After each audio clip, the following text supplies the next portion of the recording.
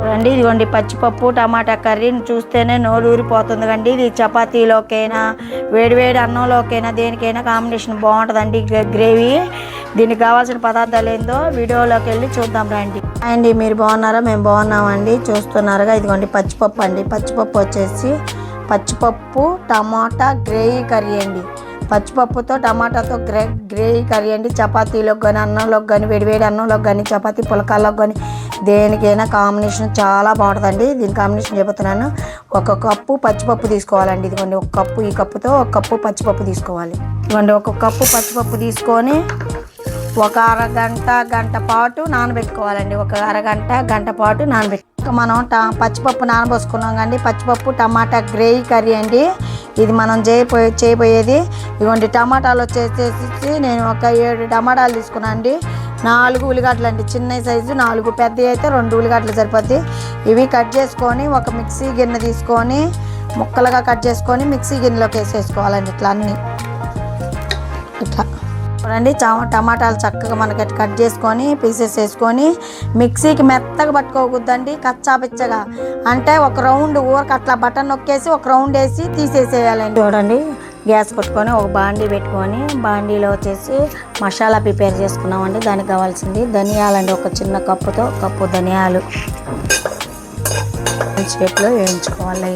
లైట్గా ధనియాలు లైట్గా వేయించుకోవాలని తర్వాత ఒక చిన్న సైజు కొబ్బరి, ఆలుకాయలు, కొంచెం చిన్నెల్లిపాయలు,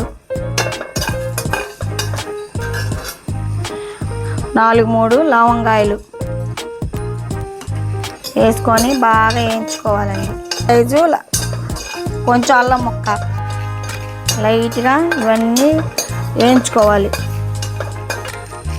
మసాలా చెక్క కొంచెం అండి వేసేసుకొని దించేసుకొని చల్లార్చుకొని మిక్సీ పట్టేసుకుందాం మనం పొడి చేసి. బాండీలో ఆయిల్ పోసుకోవాలండి. ఆయిల్ పోసుకోవాలి. అదే బాండీలో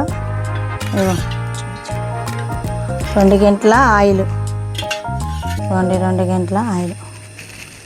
ఇందాక మనం ఉల్లిపాయలు కట్ చేసి పెట్టుకున్నాంగా సన్నగా, ఉల్లిపాయలు దినుసులు వేసుకోవాలండి. కొంచెం పోపు దినుసులు తెలుసుకండి, తాలింపు గింజలు అంటారు. తాలింపు గింజలు, కొంచెం కరివేపాకు ఉంటే కొంచెం కరివేపాకు. చూడండి చక్కగా మనకి ఇదంతా ఉల్లిపాయలు అన్నీ మగ్గిపోయినాయి కదండి. ఇప్పుడు టమాటా పేస్ట్ అండి. చూసారుగా ఇందాక టమాటాలు అట్లా వేసుకోవాలండి.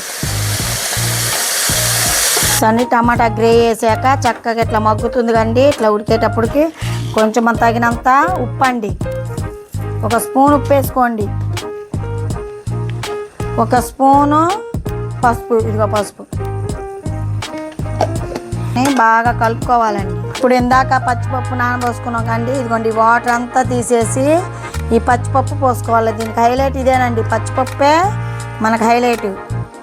చక్కగా మనకి పల్లీలు వేసాక చూడండి, అచ్చం పల్లీలు ఇలా ఉండాలండి. గ్రేవీ ఇలా ఉంటే బాగుంటుందండి. చాలా చపాతీలోకి కానీ వేడివేడి అన్నంలోకి కానీ చాలా టేస్ట్గా ఉంటుంది. ఇప్పుడు ఉడికిపోయిందండి. కొంచెం కారం వేసుకుందాం.